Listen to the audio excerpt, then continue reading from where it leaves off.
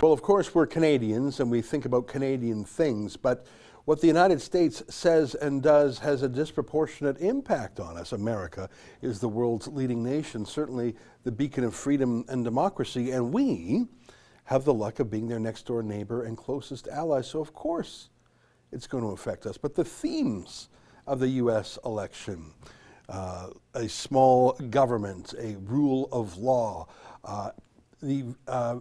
a foreign policy approach, the approach to terrorism, the approach to China, so many of the things that Donald Trump stands for and that the Biden campaign is against will have an immediate effect on our country. Just to pick one example, whether or not Canada chooses to let Huawei, China's high-tech mega company, set up our 5G. That is one of the things, I believe, one of the many things that will turn on this U.S. election.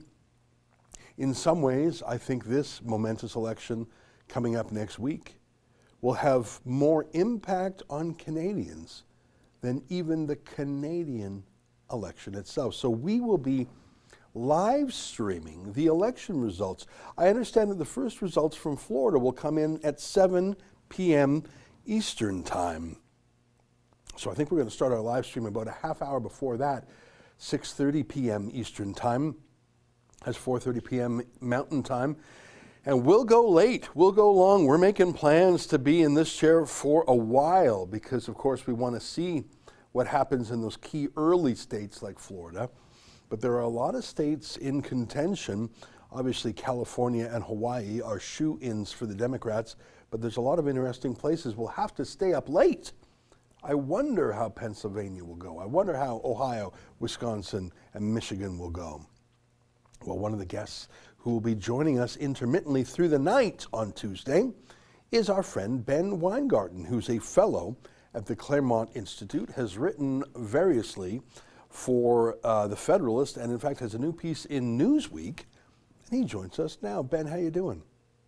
Ezra, I'm well. How about you? And thanks for having me on. Well, it's a pleasure, and I'm very grateful to you for being our go-to U.S. expert that night. We're going to have lots of things we're talking about. We'll bring in the Rebel team from Canada.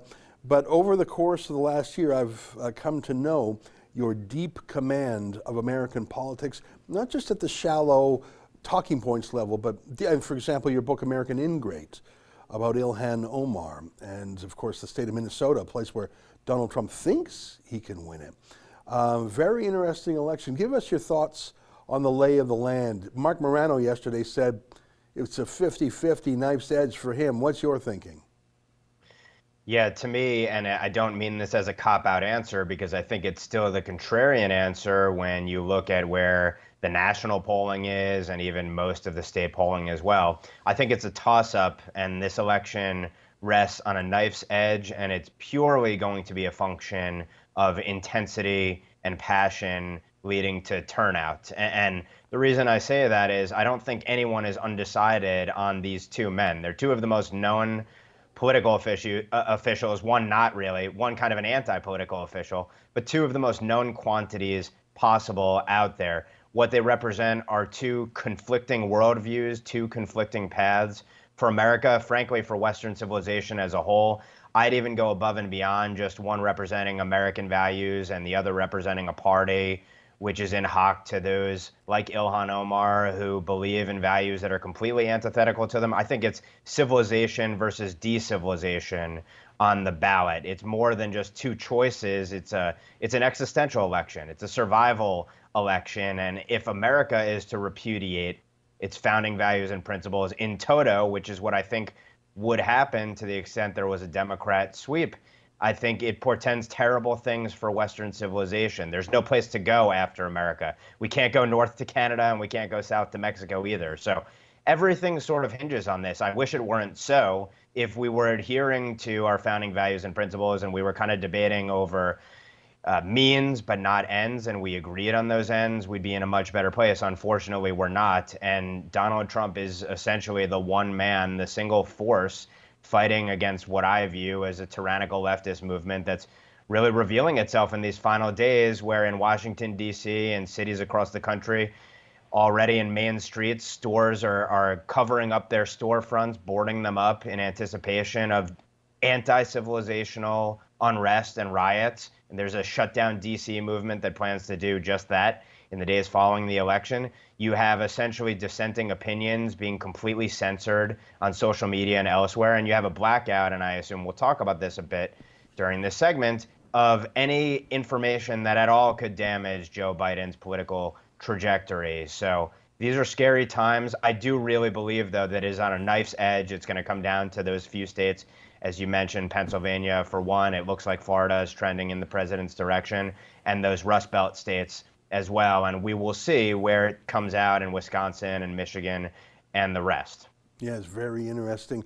You know, you were using very dramatic language, but I think the evidence supports it. I mean, the fact that essential elements of the American democracy, the checks and balances, the Constitution, have all been directly challenged by senior voices in the Democrats, from Biden himself, Nancy Pelosi, Alexandria Ocasio-Cortez, who represents the Red Guards of the movement, challenging the Electoral College, talking about packing the courts. There's so many things, even the idea that votes would be counted up to 9 days later, the possibility for total electoral fraud. These are not people who are two happy teams, the blue team and the red team, playing a football match, and then they're both going to go home, hey, job well done, I accept the win, I accept the loss.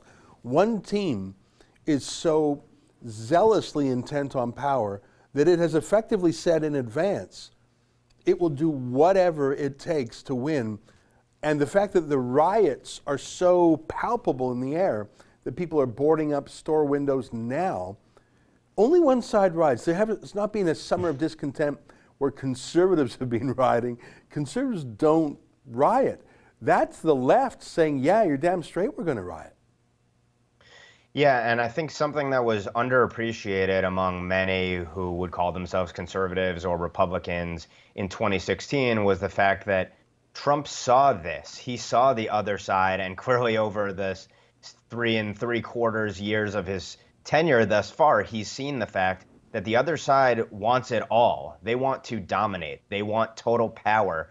This isn't about, there was never a transition of power, a peaceful transition of power in any traditional respect. This is a president who's had to fight for every last thing, opposed by a bureaucracy that's probably more than 95% at his throat the entire way. And I think that's a representation of where kind of the elite and the political establishment is in America, and they're leading, they're kind of stalking horse in the radical left that is out in the streets, and this kind of woke, big tech, Wall Street alliance that we see. Ultimately, they believe that their regime should triumph over our regime in the classical sense. And that's why everyone always says it's the most important election of all time. But in this case, it really is up there because it really is two antithetical worldviews that are competing with each other right now.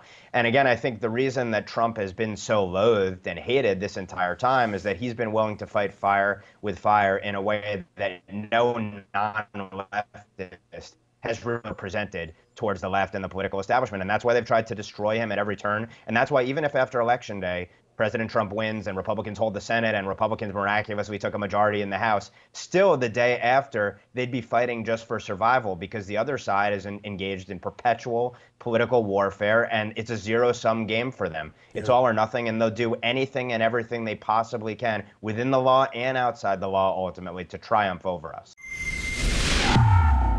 That's an excerpt from my daily show, the Ezra Levant Show. Every day I do a monologue on the news of the day, then I interview an interesting guest, and then I read my hate mail. You gotta subscribe. Go to rebelnews.com.